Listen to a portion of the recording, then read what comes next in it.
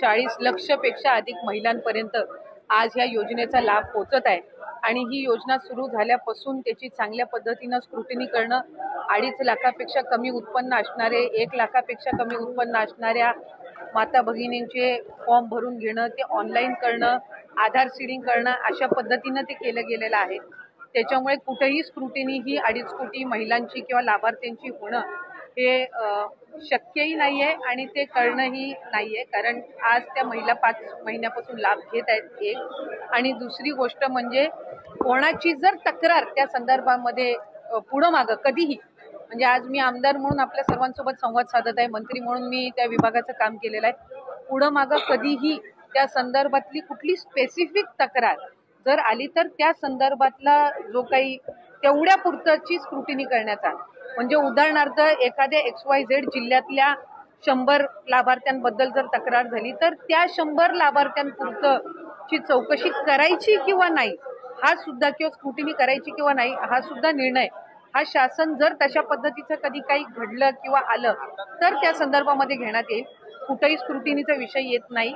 लाभार्थ्यांना त्यांच्या जो काही लाभाचं वाटप आहे किंवा DBT आहे हे ज्या वेळेला राज्याचे मुख्यमंत्री देवेंद्रजी फडणवीस साहेब, उपमुख्यमंत्री एकनाथजी शिंदे साहेब आणि उपमुख्यमंत्री अजितदादा यांच्या मंत्रिमंडळामध्ये किंवा मीटिंगमध्ये ज्या वेळेला तशा पद्धतीच्या सूचना दिल्या जातील त्या पद्धतीनं पुढचं DBT हे निश्चितपणाने होईल। काही तक्रारी आतापर्यंत आल्या आहेत का की निकषाबाहेर काही लाभार्थी आहेत या संदर्भात? मी माझ्या कार्यकाळामध्ये तर तशा पद्धतीची एकही तक्रार कधी आलेली नाही।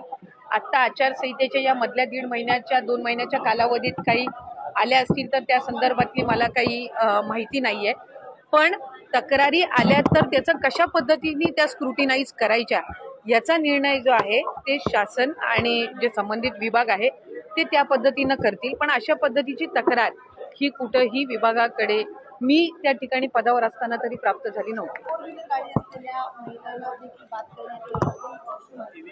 नाही, ह्या ज्या सगळ्या आहेत या अफवा पसरवल्या जात आहेत।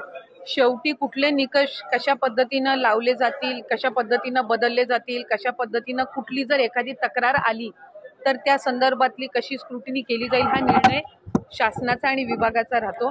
त्याच्यामुळे अद्याप तरी त्या संदर्भामध्ये कुठेही चर्चा नाही, अद्याप त्या संदर्भामध्ये कुठेही चौकशी किंवा कुठेही त्या संदर्भातली कारवाईचा विषय झालेला आहे। एका घराच्या 2 बायकांनाच फक्त लाभ मिळू शकतो अशा संदर्भातला नियम?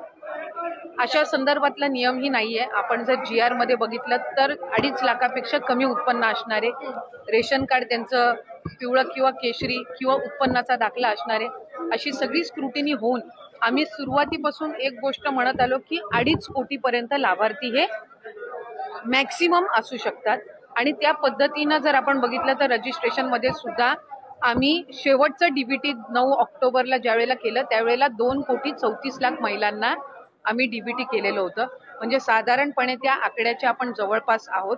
त्यामुळे त्या पद्धतीनं आपण हे केलेलं आहे। मला वाटतं मुख्यमंत्री महोदयांनी ज्यावेळेला शपथ घेतली त्या दिवशी सुद्धा पत्रकारांसोबत संवाद साधताना काही वर्तमानपत्र आणि पत्रकारांनी त्या संदर्भातली त्यांना विचारणा करण्यात आली त्यावेळेला त्यांनी हेच सांगितलं की जे बजेट सेशन होईल, पुढचं बजेट सेशन होईल त्यामध्ये जे 2100चा लाभ हा महिलांना आम्ही आमच्या मॅनिफेस्टोमध्ये कबूल केलेला आहे त्या संदर्भातली जी काही योग्य ती घोषणा आहे ती केली जाईल।